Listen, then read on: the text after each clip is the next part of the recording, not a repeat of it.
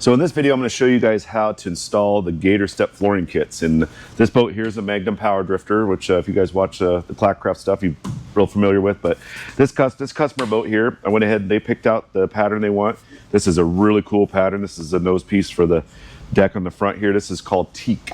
I didn't even know they had this. It's actually got wood grain. I've done a teak kit before, but it was just the one color. This is super, super cool. I'm super excited to see. It's gonna look really good in this boat. This is a full kit here. You can see I got it ordered from Gator Step here. It comes nicely boxed and wrapped up here. They kind of come rolled up, you know, in there and the kit when they come out of the box. So I went ahead and got the boat prep last night as far as getting ready to put stuff in and lay this out. Got the heat going. It's that time of year where it's fall, so it's a little chillier out. Summertime, I can set this out front on the asphalt for less than 5 minutes and it's flat and ready to be stuck on there. So I got to really get the stuff kind of, you know, workable and stuck in here. It's got the 3M sticking tape on the back here, as you'll see, and I'll show you guys in a minute here. But again, we're going to put this cool kit in here. As this kit right here, you can see right here in this my boat, I already got the kit in there. You guys have seen that before. If you watch the videos, it's pretty cool. We'll go ahead and install this. A couple items here too. Again, is you know, make sure you prep the boat good. We went ahead and washed this with some purple power, diluted purple power. Yesterday, stuck it in here overnight, you know, toweled it down, got it ready. I went in and wiped it down with some application fluid here. Some of the tools I'll need, again, we customize these boats. I just do it for people, pinstripe them. This one's getting silver pinstriping. You know, pick these up like anybody else. If you want to do it yourself on Amazon or your local auto parts store, you can get some different styles. It's kind of fun. Make sure you buy 2 rolls. I've ran out before, so get 2 rolls because they always sell them in 32 feet, and I always need like 33, 34, 35, it seems like. But so buy yourself some extra tape there if you want to do that. Some kits I use, and I'll show you these, some leather punches there, which we use on the floor for the screw holes. These kits are fairly inexpensive. You can do this yourself and order one of these kits on Amazon, obviously. Not to give them a plug, but that's where we all go for that kind of stuff. Some knives, rulers, some different things I do because I want to make sure everything's set right. But I'm going to get started here. So I usually like to start with the side rails and stuff first. Go ahead and lay these guys out. That's the one for that side over there. This is the back piece for over here. Just kind of get myself prepped and let them sit there and relax a little bit. They're still a little stiff, but on the boat here. So then lay them out. Then we'll do the floor next. A lot of you might go, well, how did they figure this out? Well, granted, you know, us being the boat company, we had the manufacturer of this, which is Gator Step, this brand, come out, and they actually, it's pretty cool to lay little mirrors in the boat on all 4 corners. They take one of their digital cameras and they're able to kind of take a picture in that, and their I guess their software will recognize those mirrors, and that's how they get the dimensions in this. So a bunch of little mirrors everywhere in here, and they can put it in the system, and then they can design from their patterns, which we've kind of came up with a little bit of our own patterns and styles on this stuff. But if you wanted to get, like, let's say you had some other brand of boat out there, you would have to contact these. And depending on the boat, they may have done a kit before. So I know they had a bunch of patterns for, like, you know, your flagship ski boats and stuff out there already patterned. But I think they'll do it for you. There's going to be a certain amount of charge to do that. If you go by that, and I think these guys are, you know, in certain states, but there's probably other people that are doing them as well. Again, patterning it, we've already done that part of it. So for most of our models now. And so we're able just to sit down with the customer, or the customer can go online and pick out the colors. They have blue, like my boat. They have reds, greens, anything you can imagine. They can do it. You know, this is a double layer one. So if you look at this, it's actually a black bottom. There are 2 pieces of foam that have been stuck together, and then they run them through a big machine. It's like a 4x8 router machine, and they go ahead and cut all this stuff out. Mine's a triple layer on my boat. So if you look at it, you can actually see there's 3 layers. So you can cut down to the bottom layer. I think I have blue on the very bottom, black, and then I got snow camel, which is a blue snow camel on the top. So, and obviously the more layers you add to this, the more money it's going to be. So keep that in mind too, because you can still do some really cool kits, you know, with just a double layer, which is probably the preference way I would go personally. I'm able to play with stuff, and I wanted to see it on this particular boat, so I did a 3rd layer. But this is going to turn out really cool, and there's really no need to go with a triple layer unless you just feel like you want to do it and add some different flavor to it. So I'm gonna get this installed though. I'll lay it out and check it out. It's gonna be cool. All right, well, so I'm getting ready to install the side rails. I don't really need this for the side rails as much as I need it for the floor. This is your standard old linoleum roller, I guess you could call it. They're not very expensive. Again, online, you can find these. Basically what this is doing is, when you get these big floor pieces, Sure, you can go through and kind of try to hand them out, but it really saves me time as far as making sure this is really adhered to the floor well. And I'll use it along the side rail here too, just to make sure it's stuck down good.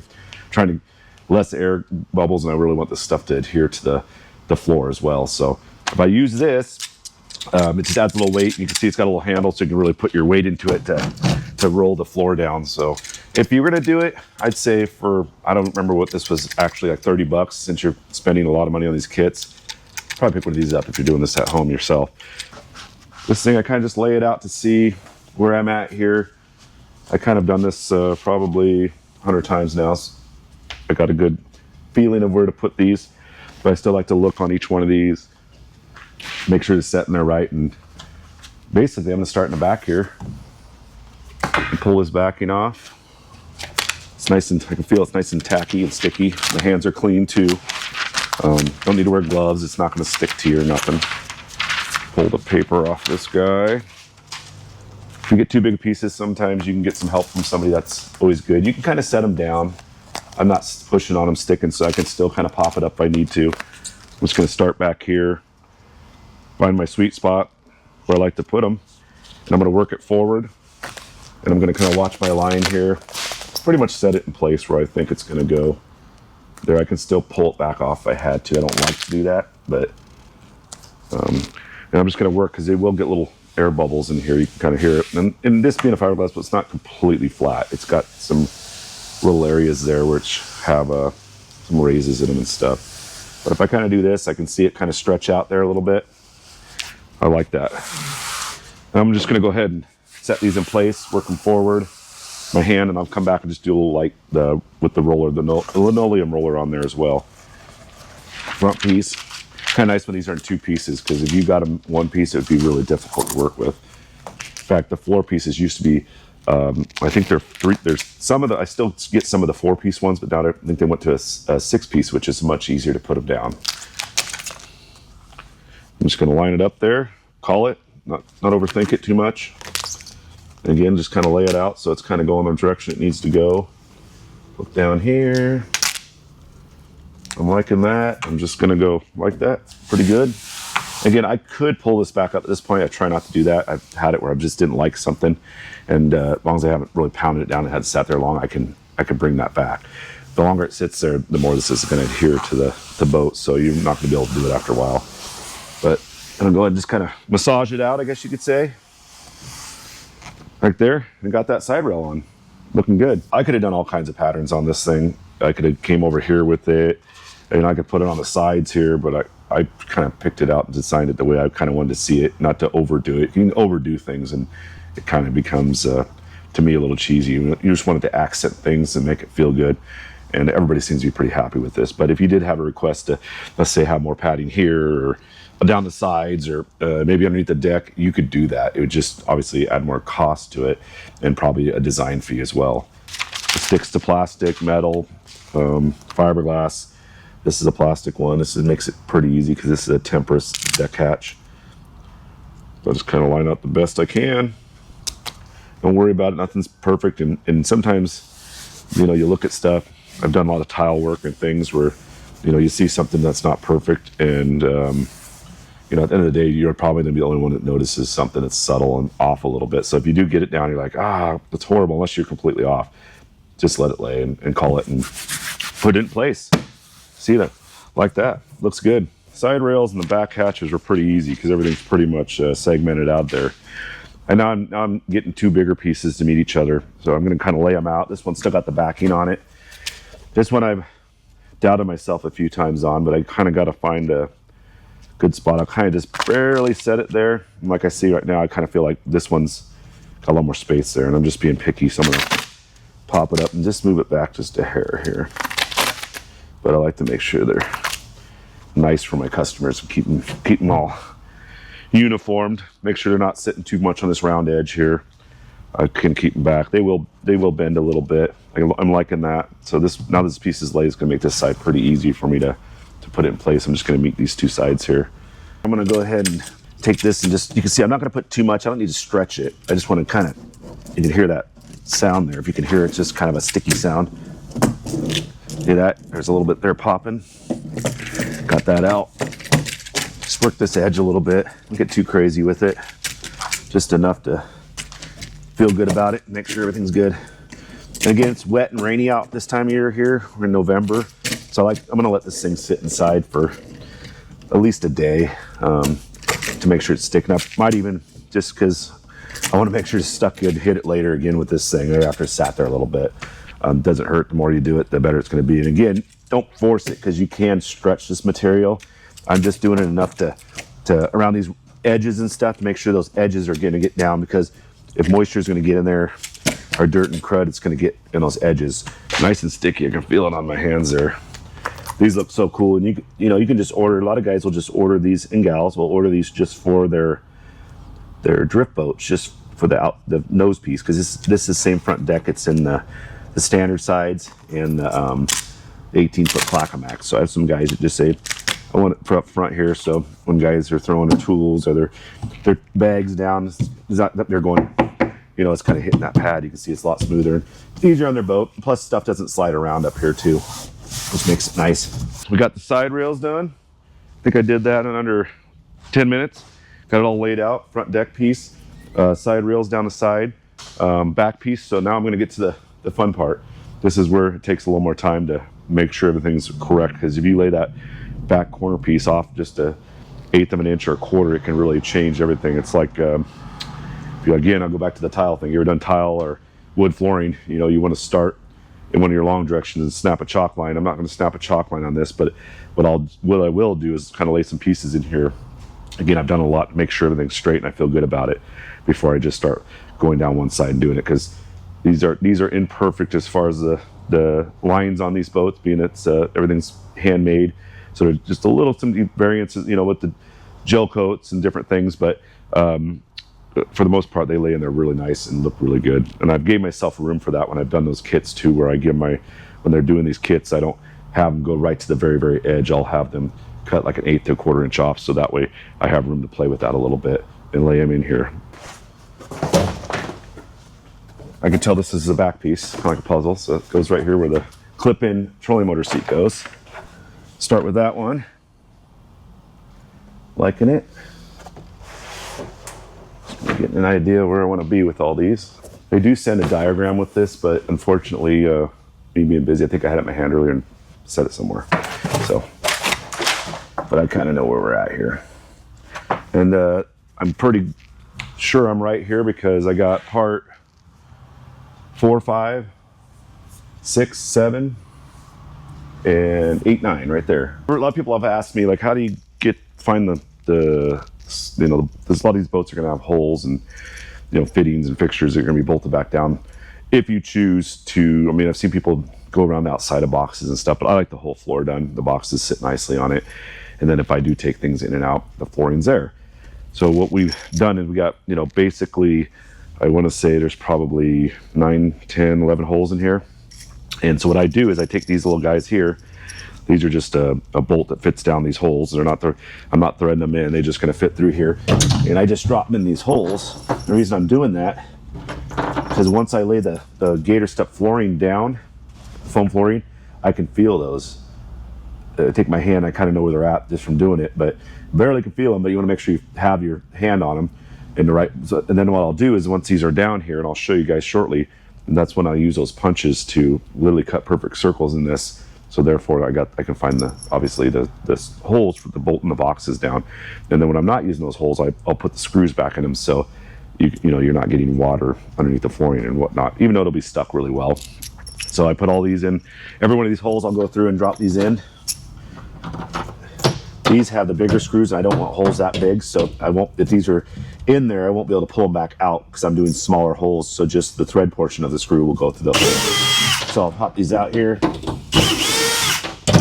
We just had the 2 boxes in there, so you know, I can get those. If I can get those off. These are washers for inside the box that have rubber gaskets on them, so the box doesn't get water in them. That's why they're kind of hard to get off. Drop these down there. Again, those are just my indicators to find the spot to drop the punch down onto. Just gonna sit down there, and I can go in here and I can you know, I can start thinking about where they're at. I can actually feel it pretty good right there. But I'm not going to start there. I know where they're kind of at there. I can actually feel them pretty well right there. I'm going to start by lining my 2 pieces up and see where I like them. Always makes me a little nervous to get started on this. Kind of looking left to right. They're definitely a little easier to deal with in the summer when they're warmer, but I'm liking that. I got a good indication point back here with this screw. I should say bolt that holds the bottom of the fuel tank down here. I'm going to go ahead and just call it. That's all you can do to make sure it looks good and get it in position and lay it down. And I'm going to come in here. It doesn't matter if it touches the floor. Just got to get it kind of where it feels good. I'm going to lay it back here. I'm liking that. Might bring it back a little bit. Kind of eyeballing where my screws are at. And I can tell they're right here. So that's a good spot. Now I'm just kind of, so you can see I kind of pop it a little bit. Looking over there, kind of like my line there, like my line back here. I'm just gonna leave it alone now for a minute and come put this piece down. I'm gonna go with it right there. And sometimes you got a buddy here, it's nice, but my buddy's holding the camera right now, so I'm gonna look at this right here, kind of juggle around the boat, see if I like that. I'm liking the way it's kind of fitting there. And just for the sake of it, I'm going to come up here before I stick those down and just see what I feel about this, because now I'm getting to some center bolts here. And I mean, we're falling right into place really nicely. So I'm going to go ahead and just call it and stick those 2 pieces down. Come back in here and just work it back. Since I'm on this side of the boat, you can work it either way. Just going to not put too much pressure right now. I'm just going to go ahead and one hand this thing. Get down here and put a little meat into it now. You hear that thing popping? That's good. That means it's sticking. All right, so now we're to the cable. This does have the bow mount mid coat on it. So how are you going to do this? Well, this particular one's got a little bit bigger wire hole, so I'm just going to find, luckily it kind of fell around this line here. So what I do is I just going to take I can feel they're right here. I can see they're right there without cutting my wires there. I'm going to stick a razor blade in there carefully and just make a light little slice there. It's not going to get any bigger or it'll actually stick around these wires. So I'm going to pull my wires through because I don't want to see that big hole. So no sense in doing that. And this will actually kind of adhere back together. And I think there's probably different ways of doing this with the grommet and stuff, but basically it's going to have a box in it. Its whole life for the most part, this rower's box, because the battery, unless this customer determines certain times he doesn't want it. And you could just push these wires back down the bottom of the boat and fish them back out with a hook or something if you wanted to, or you can put a string here and tape it down to the floor if you were worried about not being able to find them, but they're pretty easy to find and pull back out. You could push these all the way down if you had this box out for some reason, but odds are you're probably never going to take this box out very often. There's no point in it because it is a seat, for a usable seat for when you're out using the boat. So I got that piece kind of down. I haven't rolled it yet. I'm going to go ahead and get busy with this one here. See, I got this one down, so I'm just going to pop it a little bit. It's just sitting there. I haven't really stuck this one down yet. I like the way these corners are matching up here. Each other, this one's, again, I got the back off of it. It's just sitting there. See, it pops good. I got my screw holes here, look nice. Pretty even there, which is nice. So now I got that done. I'm going to go ahead and get a little nervous. I got to do the bolts now. So I'm going to go ahead and start with showing you guys it. So this is just a leather punch kit. I got a couple of them here. I wear them out a little bit. Basically don't use the smaller sizes much, but kind of find the size I like. I'm using either that one or this one. For sake of this video, I'm going to use the bigger one because that'll help me find that bolt a little better. Come back here. Again, I kind of know where these are at, but I can feel them. I suppose a person can measure this out and do it that way. Maybe that's a better way to do it. I don't know. I'm doing it the way I've done it. I've gotten pretty lucky with these, putting these down. I can kind of feel it right there. It's that round head there. So, you know, check twice, measure 5 times, whatever you want to do. But I'm going to go ahead and use a ball peen hammer. The reason I use a ball peen hammer is because it does direct that energy directly down this punch. So it works really well. and you're not going to hurt the boat by any means if you do hit the fiberglass. You can almost hear it stop. You know, you can hear it go down. And these punches, if you ever done leather work, I did when I was probably a Boy Scout, but you just kind of work it back and forth. I can hear it grinding on the bottom of the boat. So let's see if I hit it right. Who's got some bets on it? Look at that, it's right there. So again, that's nice. I'll take a flathead screwdriver and pop this up in a minute. And you're gently get in here, work that guy up. And you can see I got pretty good on that one. I didn't do that. That's not the first. That's the first one too. So sometimes I can get a little off, but again, we're using that larger screw over here. You can see if you were to have this out, you're going to put the screw back in here. It's a really good idea on these holes too. A side note is use anti-seize. It's kind of a paste in any of your boat stuff because corrosion can happen with that aluminum plates that are glassing the floor. But if you were just going to put this back in, let's say this is where the knee brace would be, you can gently put that down. I'm not going to go too tight. Use a hand screwdriver is what you really should use, but I'm not going to impact it by any means, and tighten it back down. But you can see how nicely that looks when that brace would be out. So again, because I used a smaller carriage bolt, and then if you use this bolt, you would, be fighting with that punch size trying to get this out and probably ripping your floor. And there might be other methods out there to do that, but this seems to be working. So let's go ahead and get the rest of these done here.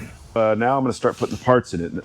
I'm a firm believer, and I tell this to my techs down at their shop, is take a break, re-straighten up your work. We just got done with a pretty big project here, right? So I'm going to get ready to step to the next project, put these parts in. So take a break, clean up your area, get your stuff out of the way so you don't tear something, rip something. It's always just good practice. So it's my 2 cents. So cleaning up right now. I got Rob and RJ out here helping me out too. We're going to put some parts and pieces back in this boat. So I'm going to do it kind of quick for you guys here so you can take a look at it. Keep in mind, I haven't got my custom stickers on this brace yet. So I'm going to put some really cool stickers on it for the customer. But basically, I'm just going to come back in here and start bringing it to life. Set it straight down. And then we're going to get in here, and this has got our cool battery set up here. We're going to set that battery back in a minute. See right here, I'm going to find my holes here, hopefully. Make sure your screws are, especially in any of these boats, you feel like you can hand thread it in, they're going to not cross thread. So it's always good practice to use a hand Phillips screwdriver, if you're concerned about cross threading, because you're going to feel that. Something doesn't feel right, you can start it, but I know these are in here. They got it's got anti-seize, which is a paste we put on the bolt put down there to keep those bolts freed up. So because if this sat in here, let's say for 3 years with water and moisture and things, those screws may not come out. Like that. That's in. RJ's got that box going in. Man, this thing's coming to life, isn't it, guys? It looks pretty awesome. Pretty awesome. And sometimes we've already know these are a little longer bolts because this floor did raise this brace up. So sometimes if you do something on one of your boat projects, you may have to get longer screws. Typically, there's enough length on those to do them. In these Magnum Power Drifters, a lot of people don't run these foot braces. That was the case. Being that they're just going to run it more like a power boat most of the times and not row it. They don't want to trip on this. Personally, mine's out right now. I don't row it very often. And so what I'll do is I'll just have those screws just put back in the hole. And then, it's keeping that hole sealed up. And not that it matters, there's always water in the bottom of the boat, but it's keeping those threads clean and stuff by keeping that screw in there. And plus it covers the hole. You don't look at a hole there. So you got that there. RJ putting that last box in. All right, we're all done here. If you like this video, make sure you hit like and subscribe down below. We're trying to get you guys involved in this Clackacraft mayhem we have here, but we're having a lot of fun with it and doing a lot of cool stuff. So we appreciate you watching the video, and thanks, and have a good day.